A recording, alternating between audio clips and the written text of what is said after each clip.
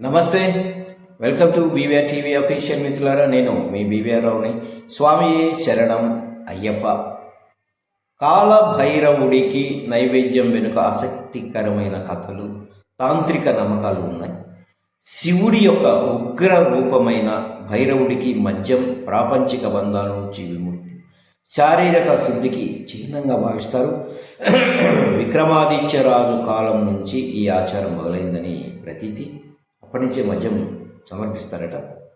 ఉజ్జయినిలోని ఆలయంలో విగ్రహం మద్యం సేవించడం ఒక మహాద్భుత రహస్యం. ఇది భక్తులకి శక్తి, ధైర్యాన్ని కూడా ఇస్తుందని చెప్తున్నారు పెద్దలు.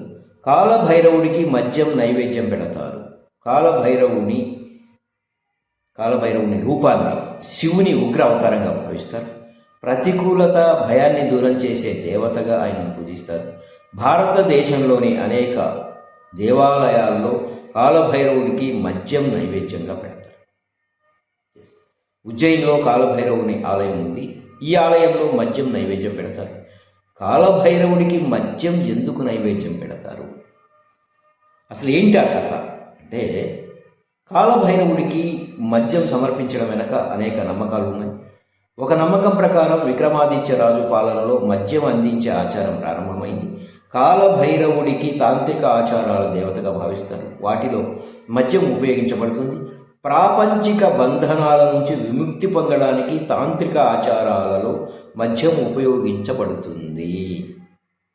ఈ కారణంగా కాలభైరవుడికి మద్యం నైవేద్యంగా పెడుతూ ఉంటారు. కాలభైరవుని ఆరాధన తాంత్రిక సాంప్రదాయంతో ముడిపడి ఉంది.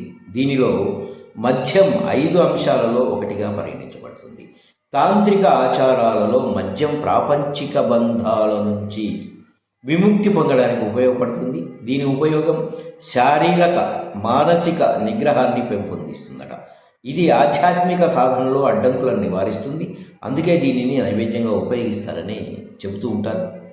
సో కాలభైరవుడిని రాక్షస దేవతగా పూజిస్తారు. అందుకే ఆయనకు మద్యం నైవేద్యం పెడతారని కూడా చెబుతారు. ఇంకా కాలభైరవుడికి మద్యం నైవేద్యం పెట్టడం సంకల్పం, బలం, అంకిత భావానికి చిహ్నంగా పరిగణించబడుతుంది.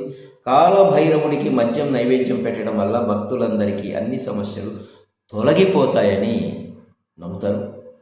విక్రమాదిత్య పాలనలో ఎవరో రాజుకు హాని కలిగించడానికి నైవేద్యంలో మద్యం కలిపారని ఒక నమ్మకం కూడా ఉంది. ఈ మద్యం అందించినప్పుడు కాలభైరవుడు కోపంతో రగిలిపోయాడని, ఆ తర్వాత రాజు విక్రమాదిత్యుడు కాలభైరవుడికి ప్రత్యేక ప్రార్థనలు చేశాడని, ఇది అతన్ని శాంతింపజేసిందని చెబుతారు. అప్పటి నుంచి కాలభైరవుడికి మద్యం అందించడం అనే సాంప్రదాయం మొదలైందని కూడా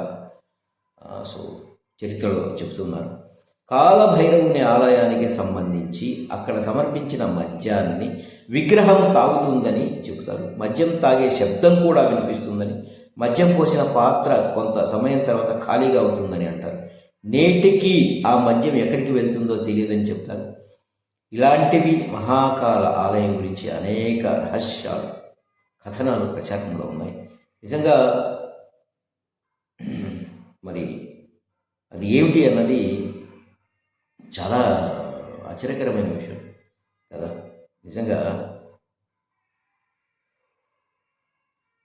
సో ఏది ఏమైనా కొంత మానసిక ప్రశాంతత, అది దీనికోసమని ఆధ్యాత్మిక సాధనలో అడ్డంకులను నివారించడానికి మద్యాన్ని పెడతారట. సో కాలభైరవుని ఇప్పటికీ జరుగుతుంది. నేను కూడా చాలా చూశాను.